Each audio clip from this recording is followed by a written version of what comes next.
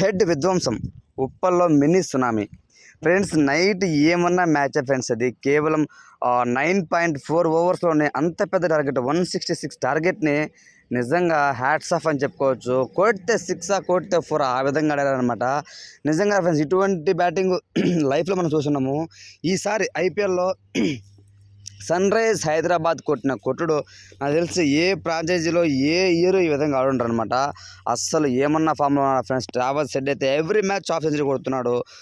దాని తోడు కొంతవరకు మన సందీప్, మన అభిషేక్ శర్మ కూడా చాలా బాగా సపోర్ట్ చేస్తున్నాడు. నైట్ అయితే ఊచకొత్త కోసారు అని చెప్పుకోవడంలో ఎటువంటి సందేహం లేదనమాట. ఒక్క వికెట్ కూడా కోల్పోకుండా 10 వికెట్స్, ఒక్క వికెట్ కూడా కోల్పోకుండా బ్రహ్మాండంగా ఆడారనమాట. అసలు లక్నో సూపర్ జైంట్స్ బౌలర్స్కి అయితే చుక్కలు చూపించాడని చెప్పి చెప్పుకోవచ్చు అనమాట.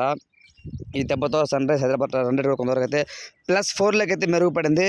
సో లక్నో సూపర్ జైంట్స్ ఇంకా ఎలిమినేట్ కాలేదు. వాళ్ళకి ఇంకా కొన్ని ఛాన్సెస్ ఉన్నాయన్నమాట. 2 మ్యాచెస్ ఉన్నాయి కాబట్టి అవి కూడా వాళ్ళకి గెలిచి రన్ రేట్ బాగుంటే ఖచ్చితంగా క్వాలిఫై అయ్యే ఛాన్స్ అయితే ఉన్నాయన్నమాట. కానీ చెప్పుకోవాలి ఫ్రెండ్స్, ముఖ్యంగా Bhuvneshwar Kumar vintage Bhuvi is back అని చెప్పుకోవచ్చు. 4 ఓవర్స్లో కేవలం 12 రన్స్ ఇచ్చి 2 వికెట్స్ అయితే పాల్గొంటారు అనమాట. మెయిన్ వికెట్స్ని సూపర్ అనిపించింది. అందరూ కూడా తలా ఒక వంతు అయితే చేవేశారు. మన తెలుగు ప్లేయర్ ఎవరైతే నితీష్ కుమార్ రెడ్డి ఉన్నారో అద్భుతమైన క్యాచ్ అండి కేఎల్ రాహుల్ది. ఎక్సలెంట్ క్యాచ్ అని చెప్పుకోవచ్చు. 6 పోయే బాల్ని భలే ఓడిచిపెట్టాడనమాట. సూపర్ అనిపించింది.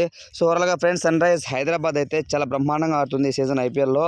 ప్యాట్ కమిన్స్, ది సైలెన్సర్ అని పేరు తెచ్చిన ప్యాట్ కమిన్స్ నేతృత్వంలో చరిత్ర అయితే తిరగరాస్తుంది. ఎక్కువ పార్ట్నర్షిప్ అయితే చేశారు. అలానే ఎక్కువ 287 అయితే కూడా అనమాట 20 ఓవర్స్కి. ఇంతకుముందు ఫ్రెండ్స్ 20 ఓవర్స్కి 200 స్కోర్ అంటే చాలా గొప్పది. కానీ ఇప్పుడు మన సన్ రైజ్కి అది సింపుల్గా 10 ఓవర్లో కొట్టేస్తున్నారు 180, 190.